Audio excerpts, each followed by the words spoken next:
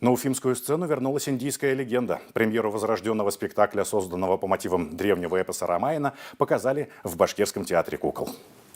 Над новой версией работала режиссер Ольга Шарафудинова, которая исполняет также одну из ролей.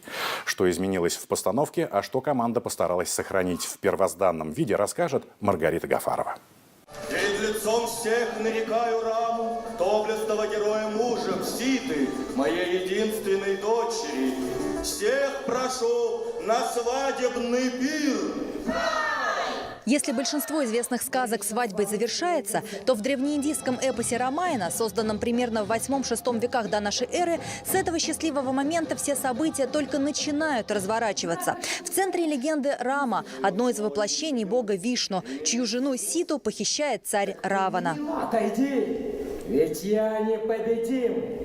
Этот эпос – один из важнейших священных текстов индуизма. И спектакль, созданный по его мотивам, оценили в Индии еще 30 лет назад, когда Башкирский театр кукол 2 месяца гастролировал по его городам в рамках фестиваля укрепления индо-советской дружбы. И за такой вклад наш театр был удостоен премии имени Джавахарлала Неру. 50 дней с лишним там гастролировали. В 20 с лишним городах и 6 или 7 штатах показывали спектакль.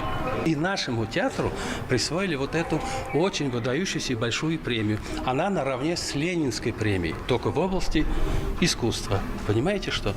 Вот. Даже про деньги скажу. 100 тысяч рупий. Мы счастливы видеть вас в нашем театре, почтенные зрители.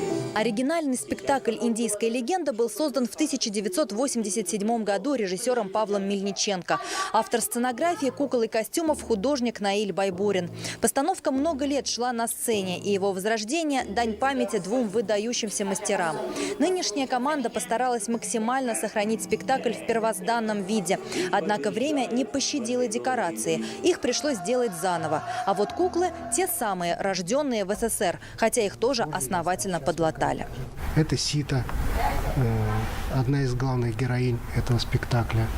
Вот. Пришлось, конечно же, немножко подлатать голову, голова из папье-маше, вот, и подрасписать ее заново.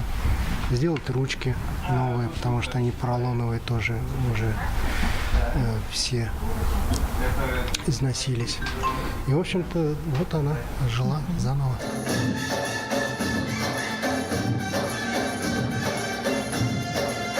Спектакль стал еще и более музыкальным. В сюжет вплетено более 10 танцев, классические интермедии, массовые композиции в стиле Болливуда и Бхаратанатьям. Это древнеклассический стиль Индии, то есть там идет повествование полностью через жесты.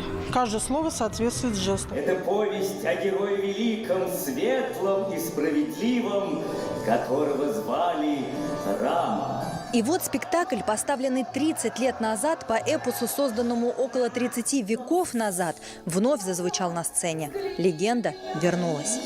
Маргарита Гафарова, Рамзиль Мигранов, Россия Культура, Башкортостан.